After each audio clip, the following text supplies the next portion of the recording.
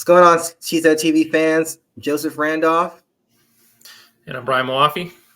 and this is another edition of Packers Draft Room. And today we are going to be covering the highly publicized, always loved wide receiver class. Yep, and we'll also give you a couple extra sleepers to keep an eye on that the Packers could possibly be interested in. Brian, there's two things that Cheesehead TV fans love and Packers fans love in general. That's a nice warm day at Lambeau Field. There's Carry the G beer, and then there's Wisconsin cheese curds. But it's really one thing they probably love even more is the possibility of the Packers taking a pass catcher in the first round. You think it's going to happen? No, I mean every year they say it's going to happen and it doesn't, because it's just how the front office is. They don't value wide receivers that high in the draft, at least. Nope. Another year gone by, and Javon Walker is going to be lonely yet again with the thought of another receiver being taken in the first round. So how do you feel about this year's class? I think everybody kind of knows it's a really deep class. It's strong at the top. It's deep. There's a lot of really good receivers in this year's class. It's better than probably the last couple of years, I would say. It is a deep class, but in my honesty, there's Marvin Harrison Jr. and then there's everybody else, and it's not even close. So we'll just start out with the man of the hour, who probably, in my opinion, if we were just looking at just pure talent and regardless of position, he's probably the number one player in the class and really deserves to be chosen first overall. How do you feel about him? Yeah, most definitely. I think most people would agree that he's probably the number one, regardless of position and value and positional value. Somebody's the number one player in the draft. He's been comped some to like AJ Green, but I feel like he's a bit bigger, more physical than AJ Green. But I think that's a decent comp for him. So, yeah. I saw the AJ Green comparisons myself, but honestly, he's a bigger Tay Adams. The release isn't there, but Tay didn't have the release coming out of college either at Fresno State. But you see little bits of it here and there, and it's just a matter of just getting those nuances down. The speed is there, the route tree is there, everything is there. He is the perfect wide receiver prospect, if you ask me. He is the son of a Hall of Famer. Yep. And it's like Marvin Sr. He literally gave him the keys to the kingdom, and I really don't have anything bad to say about him. I just hope that he doesn't become a Bear or a Viking. So outside of that, I mean, it's a pipe dream. So much would just have to go wrong for him to even be available for the Packers to take in the back of the draft, or Brian Gutekunst just sells his soul to jump up to the top 5. So we're going to move on forward here, and that's going into the next receiver, who's a little bit not too far off from Marvin Harrison Jr., but it's the little things, and that's Florida State's Keon Coleman. I like him at the 6'4". Honestly, if Christian Watson had the physicality of Keon Coleman, he'd probably be the threat that we want him to be. And then if Keon Coleman had the speed that Christian Watson had, he might have overtaken Marvin Harrison Jr. for the number one receiver in the class. How do you feel about him? I don't know if I go that far overtaking Harrison, but yeah, he's that prototypical X receiver, prototypical alpha, that guy that you can get you that 50-50 balls, but also he's surprisingly quick. We've all seen him he did the punt returns for FSU, and he's pretty quick on the field. He was able to get yards after the catch on his punt returns and even on the just regular receptions and stuff like that. So he's a physical dude, but then he's also quick. He can get yards after the catch. He can be that X receiver. I think he's not going to be a burner, of course, but he's got pretty much everything else you'd want in a big physical X, receiver. Yeah, he doesn't have the speed, but he has the physicality, and that's enough for me. Like all receivers, or I won't say all, but most receivers in the class, or just in any wide receiver class, the route tree is going to always be in question. And typically in the college game, it's if you're faster, you'll win. If you're bigger, you'll win. And obviously, Keon Coleman, he had the physicality, he had the size. He didn't have to do much else. Florida State, essentially, I wouldn't say they schemed him open, but it was just a matter of like, hey, you're lined up against a guy that maybe is 6 foot, maybe only 5'10". You're going to run your route, and then we're just going to throw it to you, and then you're going to come down with it. And that was his claim to fame. Not to say that's the only thing he can do. He's obviously very dynamic because he can cut and return punts and kicks, but he's got a little bit of work to do with the route tree.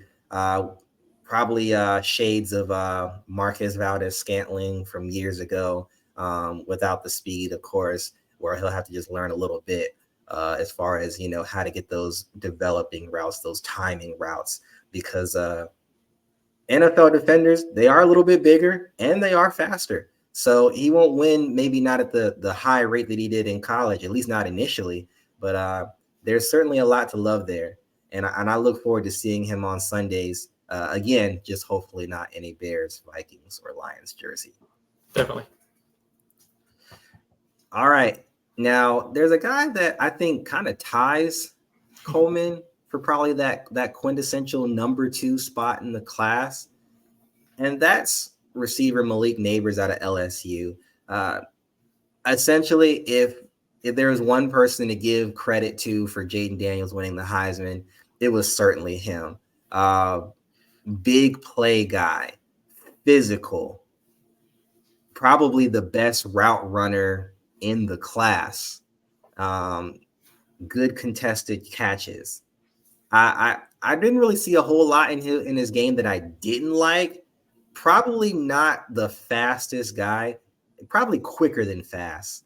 And then, like a lot of these guys in this year's class, they didn't do too well against press man, but that can be overcome because, again, like we mentioned with Coleman in the college game, either you're the faster guy or you're the bigger guy. Nabers was probably a little bit of both, not necessarily excelling in the physicality or the speed, but he had enough to win. And he might have to have a little bit of additional chops development in that route and that light. But as far as big play threat, he's the guy you want to look for. Yeah, I mean, most definitely. And the thing that's cool about him is he can play inside, he can play outside. I mean, even coming to the year, I kind of saw him more as probably being just a slot, but like he improved a lot more this year as far as his route running and being able to play outside. So I've got kind of my thinking on that, where I think he can play inside or outside. His start to stop is like lightning. He's super quick. He gets to full speed really fast.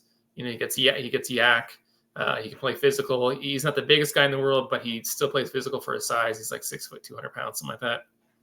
He's got good. I think he's still a pretty good route runner.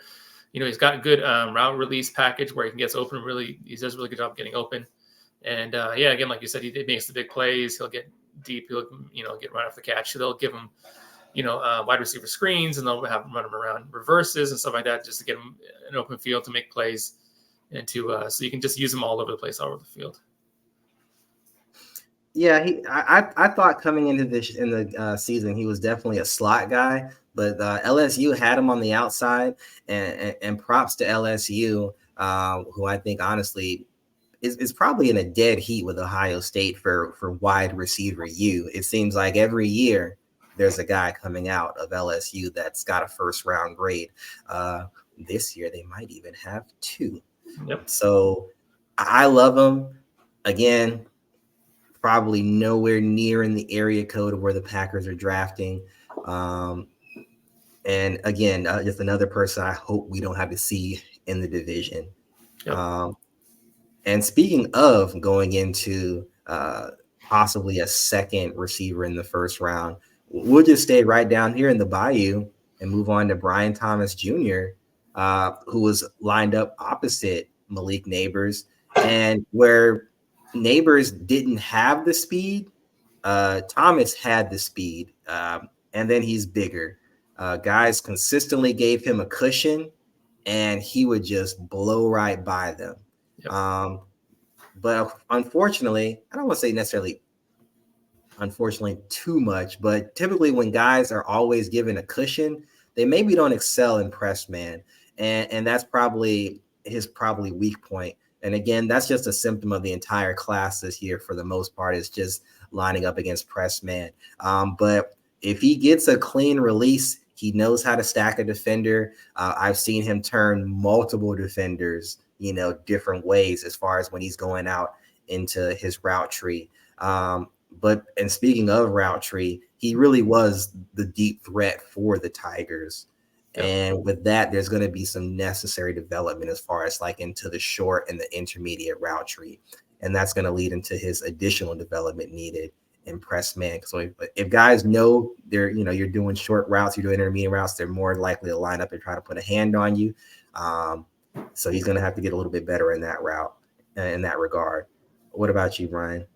Yeah, I mean, he's like MVS, but better in a way. He's got 6'4" dude with just crazy speed. He's quick off the line. He's probably going to be the fastest wide receiver in Indy, if not one of. He's expected to run like the 4.3s. He's just like that deep threat. But he's also got the size, got the strength to develop. He has a lot of upside. He's that ultimate, like, I was a kind of boomer bust player where if he can come in and he can end up basically not doing much, he can end up being a number 3 receiver most of his career, or he can end up just blowing up and being potentially the best receiver in this class if he hits like where he's supposed to hit, or potentially hit, I should say.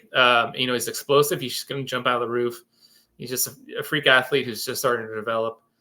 He scored like 15 touchdowns this year, over 1,000 yards with Malik Nabers on the other side. So for him to put up those numbers with Nabers really speaks to his talent and his upside. Absolutely. And sometimes, receivers get a knock on them. It's like, oh, well, you had another 1,000 receiver, on the other side of you. But Nabers' tree was a lot different than what Wilson's tree was. Wilson was the top. He was taking the top off of the defense, and Nabers was mostly like working the not Wilson. I said Wilson. Thomas. Thomas was taking the top off the defense, and Nabers was working the intermediate. Not to say that Nabers didn't run deep, but they had 2 different roles in the offense, and I would say honestly, to a certain degree, when you got a guy like Brian Thomas Jr. taking a safety with him, that honestly made Nabers' job a little bit easier to be that big play threat. When you got a guy who's going to command 2 defenders, similar to what Devontae did for us a few years back, that makes everybody else's job easier. That means you've got a receiver lined up against maybe not the best cover man, maybe a guy you can win with speed, maybe a guy who can win with size, and that's kind of the value that Brian Thomas Jr. brings as a deep threat, is the fact that he can command that second defender over the top, or maybe the defense maybe slides to his area, knowing the fact that he's probably going to be in a deep post corner or a fade route. Right. There's another receiver that's maybe similar in speed, but also maybe a little bit better as far as in contested catches, and that's Washington's Rome Odunze. I think Rome, for me, he's a fast guy, but not an explosive guy. He's kind of the guy that needs to kind of get a clean release and break free. Amazing catch radius. I can't, maybe possibly the best catch radius in the class. If the ball's going his way, he can come down with it, even if it's a little underthrown, a little overthrown, maybe not quite on target. He might have the best catch radius in this year's class, and he's not even the biggest receiver. I want to say he's possibly an X receiver. Maybe Z is maybe his better look, because he isn't as explosive as I would think an X receiver needs to be. And then again, not having the explosion, not being able to defeat press man. And then he's not necessarily, while he does have an amazing catch radius, he does high point the ball. There are receivers that, double covered or not, will come down with it. We saw in the national championship as well as in the Pac-12 championship that if you put the right cover alignment on him, you can essentially erase Rome. So not sure if that's going to be a knock on him in the draft process. I still think he'll probably go first round. What about you, Brian? Yeah, I mean, he's one of the bigger, actually he's one of the bigger receivers in the draft. He's like just, or at least in the spring, he was just under 6'3" and he's like 217. So he got big because last year he was like, I think he was like 205 or 200 pounds. So he put on like a 10, 15 pounds in the off season. But anyway, so yeah, I think his speed is a little underrated just because like he's kind of like one of those smooth accelerators.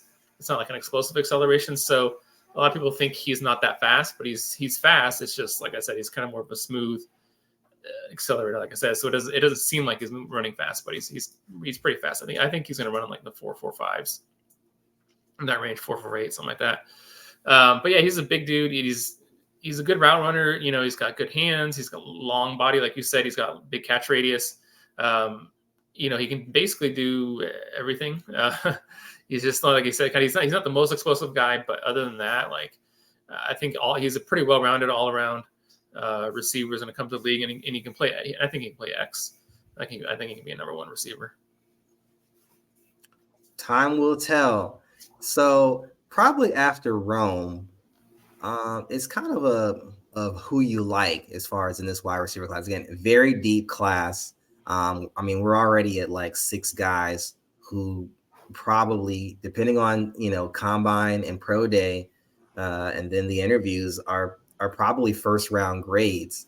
Right. So now we're moving possibly into day 2 guys. Yep. And then there's a guy that I think if you look and you watch the tape, he could possibly sneak in the back of the first round, and that's UCF's Javon Baker. I love him as far as the receiver prospects. He does mostly everything right. Unheralded because he was at Alabama, left and went to UCF. So then, guys, they leave, blue chip programs. They go to lesser schools. They produce, but they don't get the same fanfare. I think he's a first rounder, S receiver. I don't think he's going to get the fanfare. I don't think he's going to get the love he deserves. He's probably going to somehow hear his name called day 2. And then when we're looking at, rookie of the year, offensive rookie of the year awards, we're like, well, wait a minute.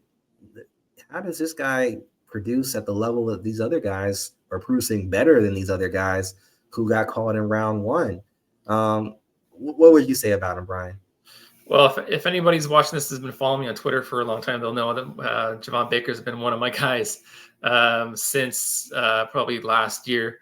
Because I watched when I was watching UCF last year for some other guys, he just really jumped off the film. So I really watched more of him. I really liked him. Yeah, like you said, he's a former Alabama guy, 4-star kid. So it's not like he's, some guy who's just like, packing on numbers, late games or or in garbage time or anything like that, or he's just playing against bad dudes or whatever, not very good corners. Sorry. But yeah, he's really talented. He's like 6'1", 208. And he's one of my favorite things about him is his ability to get yak. And he's not really like the type of yak player you think he'd be at his size. He gets yak more like the little guys. So he's quick. He can make jukes. He can make moves. He can spin off of dudes. A lot of times as he's coming down with the ball, you'll see him catch, be coming down the ball. He's already starting to make a move already as he's coming down with the ball. So he's, like I said, he's able to get yak like that. He's not super fast. He's probably gonna be like 4.5, 4.48, something like that. But he's still really good at stacking corners and getting deep and being a deep threat, even though he's not that fast.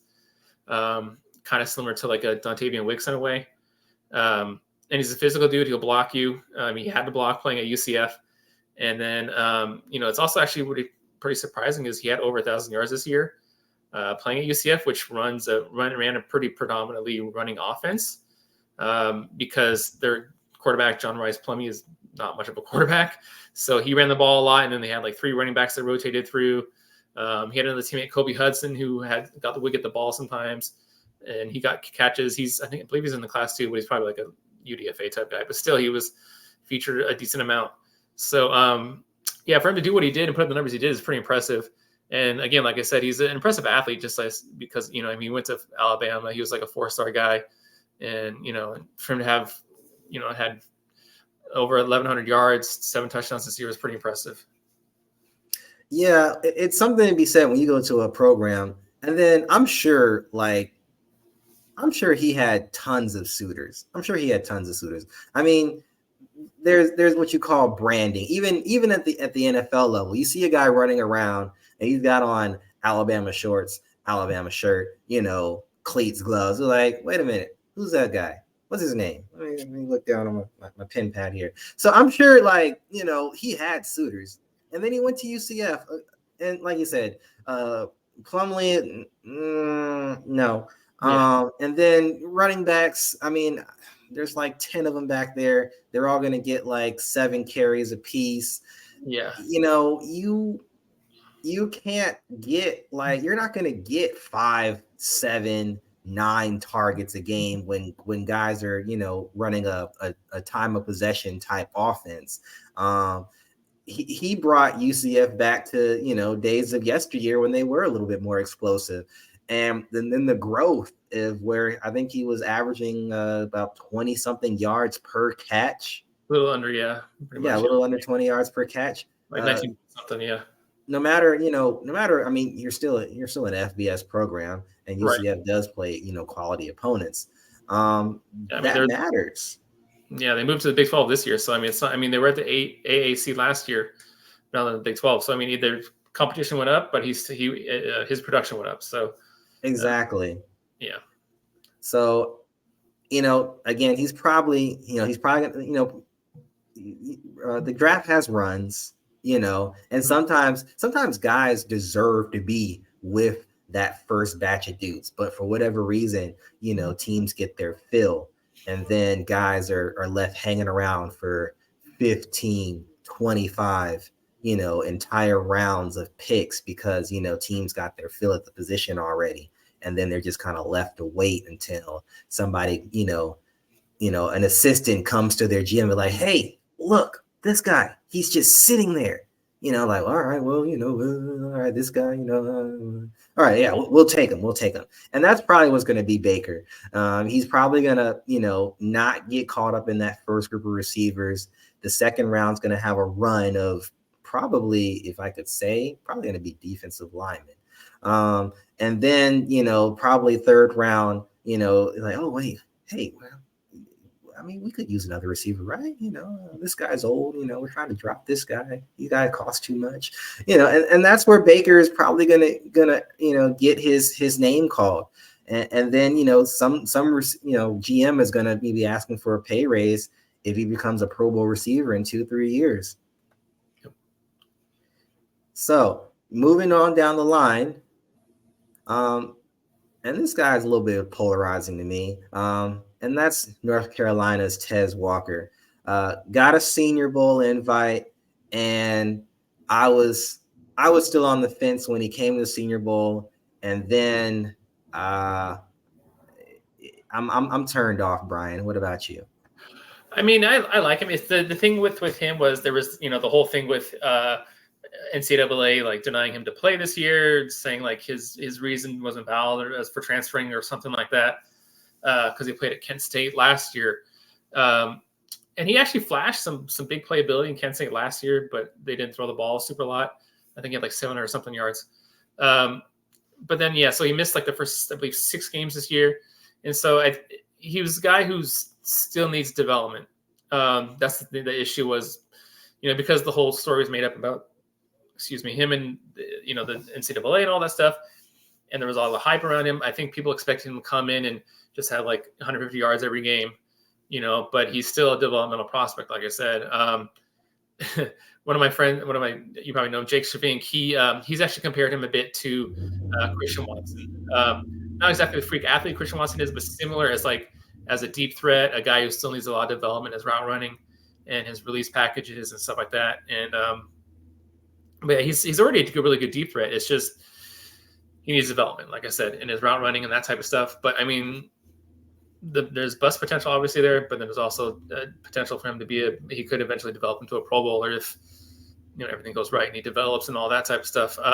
He's a good sized dude too. Sorry, and then he's physical. He'll play physical. He's a good blocker.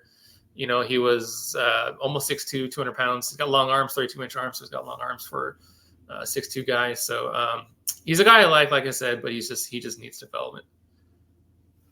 I can go with that. I think, yeah, he did come in with a whole lot of fanfare. And I did watch the NCAA story a little bit. I was like, well, he'll play when he plays, whatever the case may be. I didn't let that affect like my evaluation of him to a degree. But yeah, listening to the North Carolina stands, for lack of better words, and they're like, oh, yeah, he needs to play. This is why we're losing. We're going to get an ACC title. And, I watched and I'm like, But then, the ACC is not what it used to be. I mean, Florida State is still the standard of excellence, that it has been or used to be. Rather, they've bounced back under Mike Norvell. Clemson is kind of a shell of its former self. I'm not sure what Dabo is going to do. We're still waiting for Miami to come back from their Big East days. I don't know what's going on down there. They'll have another new coach in 2 or 3 years again. And then there's just everybody else, and that includes North Carolina. So I was like, you know what? Like, I shelved my evaluation until they got to the Senior Bowl. And then I watched the drills, and you look a little stiff. I was like, And then the game, I was like, okay, look, I don't care about the drills. Can you win at the game? Can you win when the lights are the brightest? And he had the yips. And I think he gave me a goose egg. And I was like, all right. I think Sam Hartman was trying to force him the ball, which is not good for Sam Hartman's evaluation, but we won't go into that. I was like, he's trying to give it to you. He's trying to. And then every single time I felt like, maybe it was partially on Hartman's accuracy, but there was a couple balls that were on the money. And I'm like, look, you got to come up with those, So I'm definitely deep threat only. Definitely more development. Maybe your wide receiver 4. Maybe he's the guy when, look, you're behind, like you're down 15. You need a touchdown, a 2-point. You got to get the onside, and then you got to do it all over again. That's when I bring him in the game initially, and just maybe I might get an 80-yard bomb out of him if he can beat the dime back coverage. I'm cool on Tez until his second year in the league. So we'll see. I'm trending towards day 3 at this point, and we'll just go from there. Now, going into the Senior Bowl, a guy who I think did probably the best he could for himself is Georgia's wide receiver, McConkey. You talking about a smooth operator, but having I don't even want to know if I could call it explosion. It's like a nuclear bomb. Like he just. I say I can say explosion. Yeah, the whistle went, and then like he did like this thing I've never really seen receivers do, where he I don't even know what to call it. Like if the camera couldn't follow him, I'm probably dating myself, but it was like he used the Pokemon move Double Team, where it was literally there was 3 of him on the camera, and then he separated from the defender, and then he caught the ball. He did it in the game too. I was wondering, given the lack of quarterback player, they were going to be able to give him a serviceable ball, and he did what he needed to do. He is, I don't want to call him perfect, but he's If I'm looking for a slot receiver, I'm looking at McConkey. If I'm looking for, I need a guy like, look, it is 3rd and 12, and I need you to be at the 13. Like, that's McConkey. He's going to get there. He's going to get there fast. He's going to catch the ball. And depending on your tackling acumen, you might be looking at his cleats. So there's a definite fit for him in the league. He's not number 1 receiver, but he's definitely like your Cole Beasley, your Randall Cobbs of the world. Probably want to see him back there on kick and punt return. He's a team player. He's got the value. He's got the stuff. Brian, you agree? Yeah, I mean, there was just this weird narrative going around about him. Like early on in the draft process, people were comparing him to Cooper Kupp and Jordy Nelson and players that like he's not them. Like, you know what I mean? Like, it's not throwing any shade at those players. Of course, we also love Jordy and all that, but it's just completely different player. But because he was a white receiver, people just compared him to like the best white receivers out there, and it's like he's a different player. He's not like I always, if anything, I compare him more to Jaden Reed than Cooper Kupp. Like not that that's a comp per se, but he's more like him. You know what I mean? Because he's explosive, he's fast. He's a good route runner. He's not tiny. He's average size, I guess you could say. He's like 5'11", 186, something like that. But he's definitely like that slot receiver. You just put him out there and just let him just run fades and posts and just blow by defenders and safeties. It just uses agility, and he's using those out routes and just all type of stuff where he can just beat guys with his speed and his agility and his route running. Like I said, he's not Cooper Kupp. He's not those slow wide receivers. But he is somebody. As a former slot guy myself, you line up on the field, and as a DB, if you're in the slot, like 9 times out of 10, you got a guy, they're going to put a guy up against you that's just bigger than you, and then you got to jump. Or you got a guy, like, you got a question, like, is this guy faster than me? Does he move as quickly as I do? Like, what's his game? What are you after, sir? And that is McConkey. McConkey is going to give nickel defenders fits. I do think he's a little small to me. I think maybe I don't want to put too much weight on him, though. I wouldn't put more than 5 more pounds on McConkey, maybe 3, to call it a day. If I get him to maybe 187, 190, because I don't want any of that burst to go away. I don't want any of it. Right. I just if it's a play where we're running the ball, he does run block. He's probably the best 180-pound run blocker in the class. So no fits, no issue there. He'd probably be perfect for the Packers because he does run block. Yeah. And he's not even it's not like he just puts a hand out there. He does an NBA screen or a pick and roll. Like, he actually puts his hands on guys. He's going to give maximum effort. Now, is he going to be able to pancake a 220-pound safety? I don't know about all of that, but he's going to buy you that half second to where you can squeak by and get you the yards that you can get. Yeah, he'll do his job. He fits. Yeah, he fits. Yeah, I just checked. I don't know where he goes. I just checked. He was 5'11" and a half, 187. So yeah, so if I can just get 3 more pounds, let me get 190, 191 maybe at best. And just let's see where he shakes out. He might be the one receiver in this class that actually gets drafted where he's supposed to be, which I think is, again, depending on the runs, I think he's a solid comp pick dude. If not, like, you're thinking about him like you wake up Saturday on day 3 and you've got the Kevin Costner, like, Lad McConkey no matter what. Right. Like, that's him. And he's gonna play above his draft status. So I look forward to seeing him again, hopefully not in the NFC North unless he's in the green and gold. But time obviously will tell. Right. So another smooth operator, another shifty guy, Jaylen McMillan out of Washington.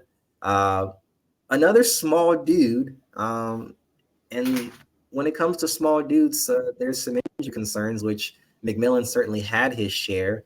Was still able to get on the field and be productive, but there's definitely concern there with his slight frame for me anyway. Decent decent route runner, but the injury concerns are probably what kind of gives me a pause. How about you, Brian? Yeah, kind of same. I mean, he was just under 6'1", 188 in the just under 6'1", 188 ones in the spring. So, but yeah, like the injuries, that's the one thing that's got to be checked out of the combine. But I mean, the talent's there. It's just the injuries. Maybe you even play him in the slot in the NFL, so he's not having to deal with press coverage and stuff like that as much. Maybe I think you can do that. But I mean, like I say, he's got the talent. It's just the injuries. It's got to be checked on. He's got decent speed. He's got okay size. He's kind of just one of those kind of solid all around type of receivers. I really want to see what he weighs in the combine. I think the 188 is a farce. I think he's 176. That's just me.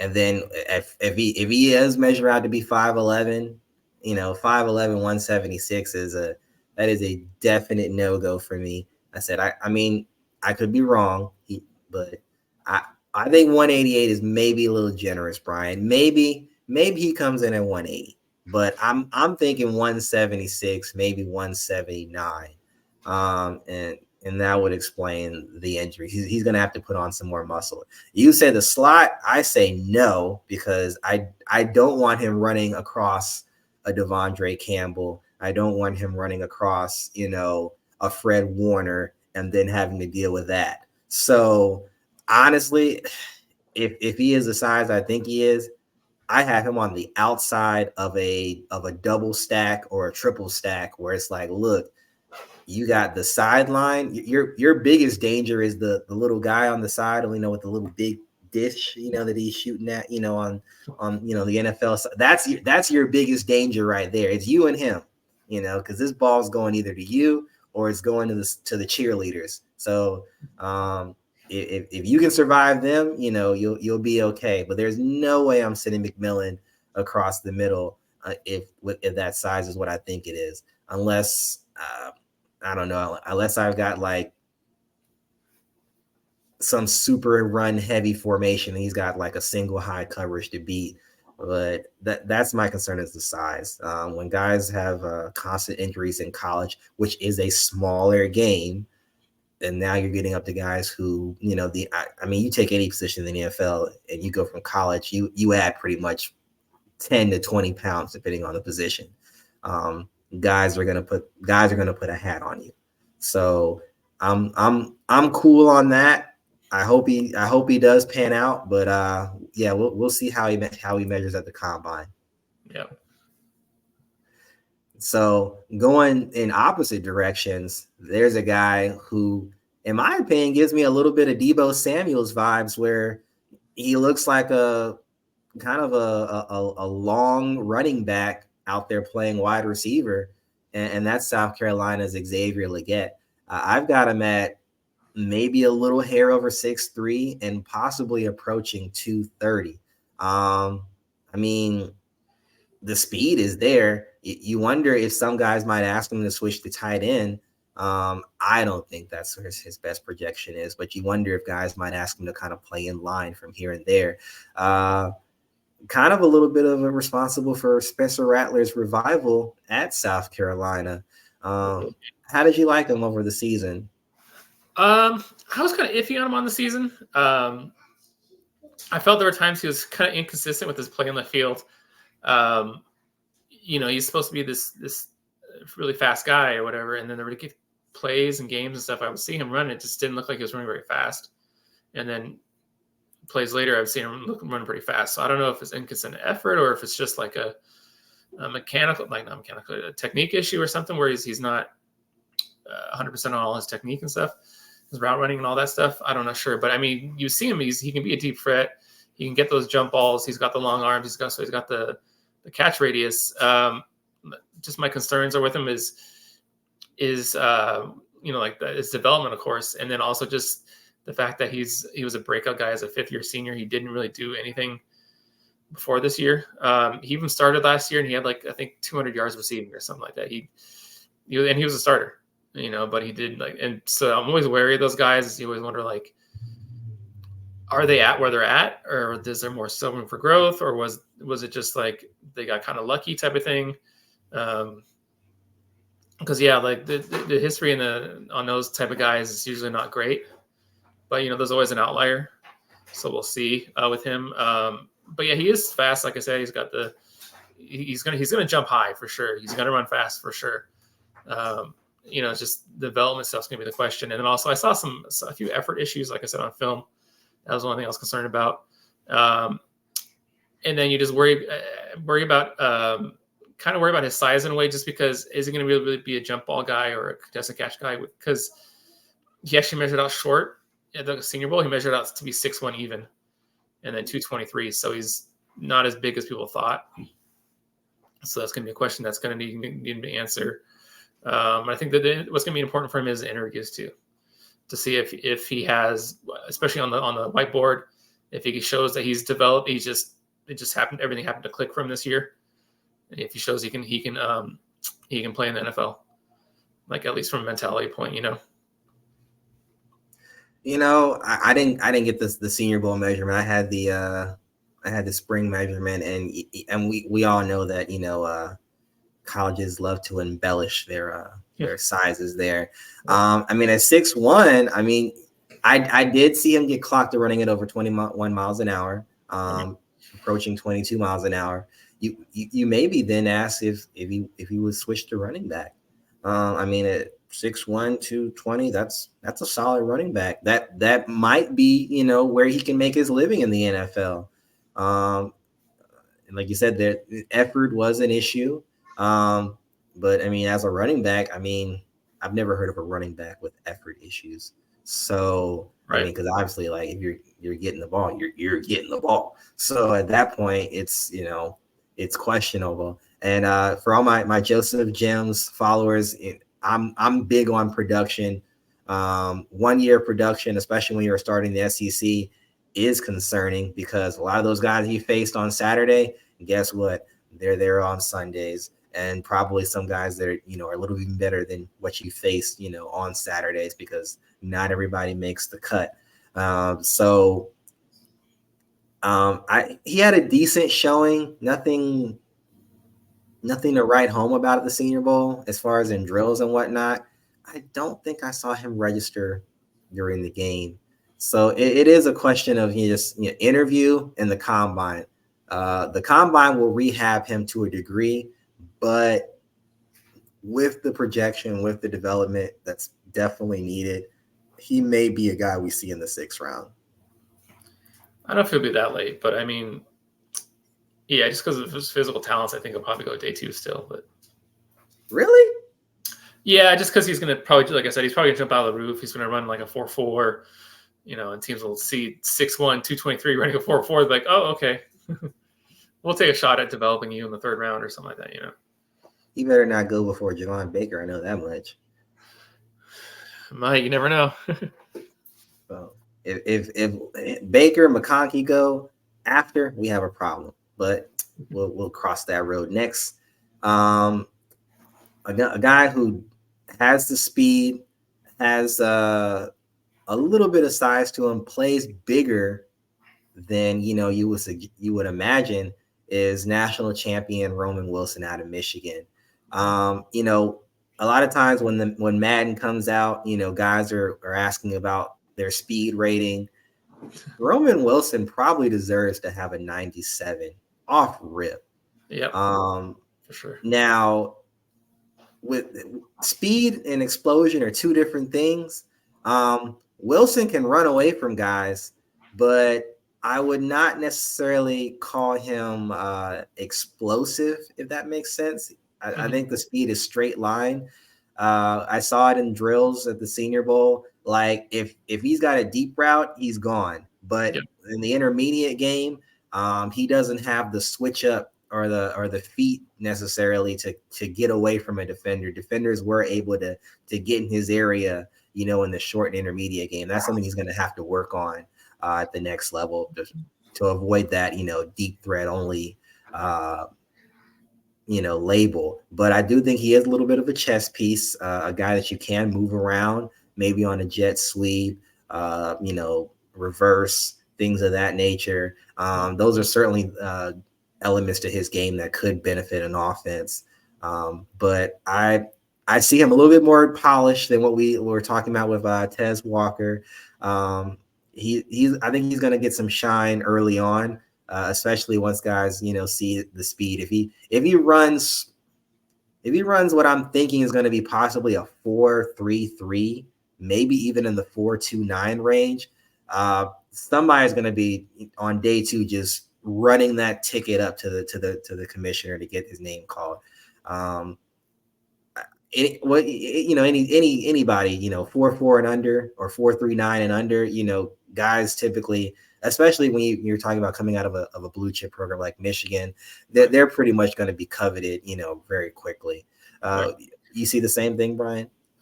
Yeah, more or less. I mean, yeah, he was 5'10 and a half, 186 at the Senior Bowl, with 30-inch arms. So yeah, he's definitely a slot. You can use, like you said, you can use them, end arounds and wide receiver screens and all kinds of different stuff.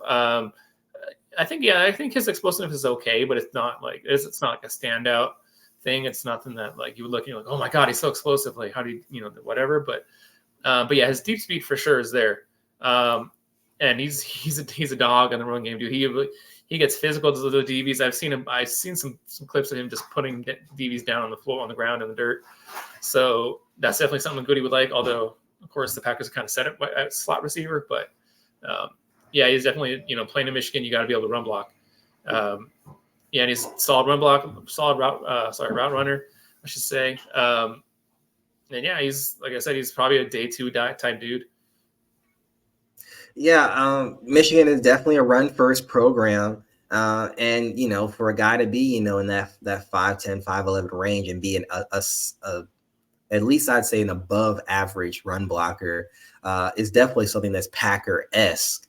And it's something guys are going to want. This is probably, for the folks watching at home, this is probably the range we're looking at if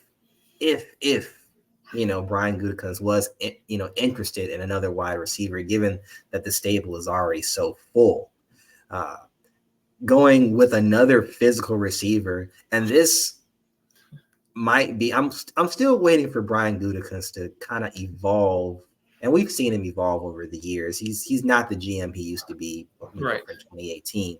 Is maybe take a chance on some guys, maybe if falling off the wagon, and that's going into Alabama's Jermaine Burton, another very physical receiver, probably just as physical as he is fast. Not necessarily Roman Wilson fast, but he's definitely fast. He separates quickly, but a little bit of off the field issues there, and we really haven't seen. That's probably the one thing I haven't seen from Gutekunst in the front office is like, hey, maybe take a character guy. I don't know where Burton evaluation where he goes as far as because some people, when it comes to off the field issues, or really his issues are on the field. So does that make him an instant day 3 guy? There's always some folk that, the talent is the talent. Mm-hmm. And if you have a strong locker room, strong locker rooms can sometimes rehab a player as well. And then there's also the fact that, hey, like you're getting paid. So, sometimes, just, agents can kind of handle their own clients. Like, hey, look, like if you don't straighten up that check with the zeros on it, it goes away. So sometimes that's all guys need to hear or see. So I mean, it's obviously what we like to call a down year for Alabama. Yeah. But Yeah. I like Burton as far as the player. I don't really have an issue with him as a person. Like I said, his issues aren't so much off the field as they are on the field with the taunting and the personal fouls. And in the NFL, we if we don't complain about anything else, we're going to complain about the refs and Taylor Swift. So I don't know if he's going to be able to last long if he's giving guys, free 15 and yarders here and there. So how do you feel about him? Yeah, I don't love him. Like, I don't know. I'm not really too worried about that type of stuff, that taunting, that type of stuff. Although something that the Packers would not like, would probably downgrade him for, because they tend to like the guys who kind of like just do their job and don't start yelling at people or starting fights and taunting and all that type of stuff. But I just feel like his production was never all that great. For guys as fast as he is, playing at Alabama, he was at Georgia beforehand for a couple of years. The production was never really there. But the speed was there, the decent size. It's just what my concern is. Just like I said, and he played with some decent quarterbacks. Well, just let this Massey Milroe was kind of okay as far as a passer, but it's just like I said, that's my concern. And he's an older guy. He's going to be 23 soon. Average size. He only had like 700 yards this year, so it's like I said, that's my only concern is the minimal production is and he hasn't really, how I put it, he hasn't really shown a lot of growth. That's what I was looking for.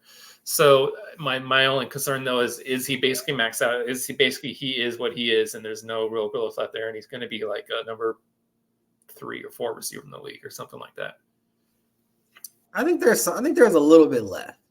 I'm not saying there's a whole lot, but I think there is a sliver left. And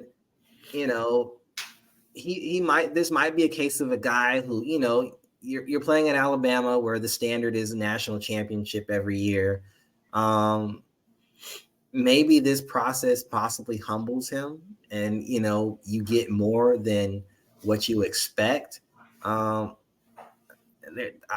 love the thought of guys who maybe didn't pan out per se in college, and then they come in off of the 6th or the 7th round, maybe even undrafted, and then they just they take off. And that could be the case with him. It's just a matter of of time and going through this process. He did get a combine invite. Yep. So we'll see how he plays. And I mean, I'm expecting probably a 4-4-3. Probably something like that. Yeah. Shuttle should be similar. Decent. Yeah. So really the interview is probably going to make or break Burton, and we'll see, where he ends up. Like I said, if he's learned from his mistakes and, on the field, he could rehab himself into the back of the 3rd round, but he may be a mid to late, 4th round guy, maybe 1st and the 5th, depending on how guys feel about him, how the teams feel about him after the interview process and pro days. Yeah, and I think also some of the receiving drills, especially like the gauntlet, seeing if he can stay in a straight line and catch the ball and not drop the ball, and just the route running drills, that type of stuff, I think will be important for him too. Oh, the gauntlet! Oh, I love the gauntlet. Yeah, gauntlets. I love it. That's how you can tell guys who can run good routes. Is if they can stay in a straight line and catch the ball and not drop it. That tells you if they can stay in their routes and not like weave and fade and throw the timing off and all that type of stuff. Surprised we went this far without mentioning the gauntlet. There might be some hurt feelings at the top of this class, depending on how they do with the gauntlet. There might be. All right, rounding out the back end of this class is Malachi Corley, who for me is a little bit of everything. We talk about move tight ends. Corley is a move receiver. I like him inside. I like him outside. I like him, in the run game. He didn't do much at the Senior Bowl, and probably the biggest knock that I saw as far as my evaluation, a lot of body catches, a whole lot of body catches. And, nothing against the quarterbacks in this class. They all have mostly stellar arms. But some guys are going to get some heat on these balls. And, I mean, you can body catch if you want to. It might not be comfortable. But you also run the risk of drops. So we saw that so many times with MVS where, he tried to body catch it and then, you hit that chest plate just right and it pinballs right out of there. Yep. And I saw plenty of that in the Senior Bowl. If he gets a clean release and he's able to, get downfield, then, but typically, obviously, balls then have a lot less velocity on them. So, but even then, there was, I think, maybe one instance where he still body caught the ball. That's probably like my biggest knock on him. And then again, talking about the gauntlet, like you can't be body catching in the gauntlet. Like, nope. You body catch one ball, the other ball is already out, and then you're off the spot. You're done. So probably him is. I don't really know where to really put him as far as in the class. We're talking about him towards the bottom. I think he's better than that. But again, like if that materializes in the league, he's gonna turn coaches off pretty quickly. But the thing, actually, I could think when it comes to Corley, I think he's the most. Although people love saying this, comparing guys to him, he's the most kind of Debo-esque receiver in this draft. He's almost just a little under 5'11". He's like 215 pounds. The dude is like rocked, all muscle. Like you may have seen it, but there was a picture of him that made the circles around the social media. It was a picture of him, I believe, as a freshman when he got there, and then a picture of him like recently before the season. And just like he's this huge, rocked up dude, just all muscles. He's got huge biceps, and just like the dude looks like almost like a linebacker, just all rocked up. But he's really, I like him a lot. He's obviously on a burner. He's a dude that's going to play mostly in the slot, but he can play outside. Like his physicality, his ability to get yak. He had a huge year last year at Western Kentucky with Austin Reed. They put up over 1,600 yards, I think it was. But this year they kind of fell back to earth. I'm not sure exactly what happened. All their numbers were kind of down across the board for the most part. But I mean, I still like him. I'm trying to think. I like him as an early day 3 guy. Like I said, I think he'll go out there and be the slot dude. He'll be your big physical slot dude. You can probably even play him, use him similar to Debo, where you can give him some carries. He could probably even punt return, play him some outside, give him some end arounds, just give him the ball in space basically, and just let him run over dudes and just make stuff happen. He's got some good, good quick feet, good agility and stuff like that too. But he's not really, like I said, he's not really a burner. He's not going to, catch a ball and go 90 yards or 80 yards or whatever like that. But yeah, I think his potential is solid to be, like I said, be a good chess piece, a guy you can move around and stuff like that. Maybe another candidate for running back switch. We'll see. Maybe. All right, so we're almost out of here. Ryan, who do you have that maybe guys aren't really thinking about that you think should, that maybe some of the listeners, some of the viewers at home should maybe take a deeper dive into? Like we said before, this is a really deep class.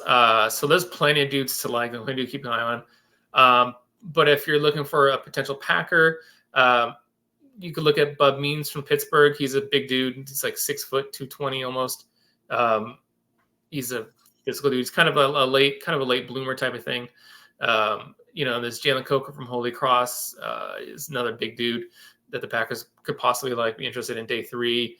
It's going to be interesting to see his workouts. And then also Taquan Palmer from UAB. He was at Shrine Bowl, another Packer type guy, 6'2", 210.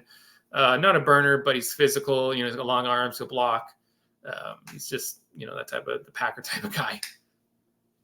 What about yourself? Well, I don't think we can leave him out just because of name. USC's Brennan Rice, obviously the son of Jerry Rice.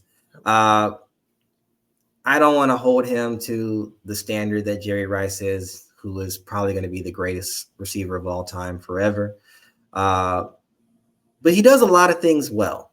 He does a lot of things well, or at least really good. Obviously we have Marvin Harrison Jr., who learned from his Hall of Fame dad. Rice does a lot of good things, and maybe with some additional development, he could develop into your number 2 guy. We're not just talking about him off a name. He does deserve to have some consideration for maybe like late day 2, early day 3. I mean, Jerry Rice came into the league without any real fanfare, and look what we got there. This could be a similar Cinderella story. Another guy, a lot of this class has speed, but Marcus Rosemy-Jacksaint from Georgia is probably going to be one of your better possession receivers in this year's class. A lot of people forget about the possession guys. It doesn't have to always be a 40-yard bomb. There are guys who excel in boxing out defenders, who excel on the boundary, who can high point. And that's going to be Jacksaint. Did catch a touchdown in the Senior Bowl with Spencer Rattler on a nice little over the shoulder in the end zone. That's probably going to be his claim to fame in the NFL. Should he pan out, red zone target, box out the defender, make the catch. Same thing, third down, make the catch, box out the safety, make the catch. There's a living for those guys. AKA Jake Bobo, who I can't stand, but there's a living for those guys in the NFL. Yep. And then lastly, the meteoric rise of Colorado with Deion Sanders. Colorado's Xavier Weaver. Smallish dude, but almost had 1,000 yards this past year after transferring from South Florida, where he also had over 2,000 yards receiving for them. Smallish dude. I think he is a good contested catch guy if you give him a chance. Probably some special teams value there as well for as far as kick return, punt return. Another guy to watch late on day 3.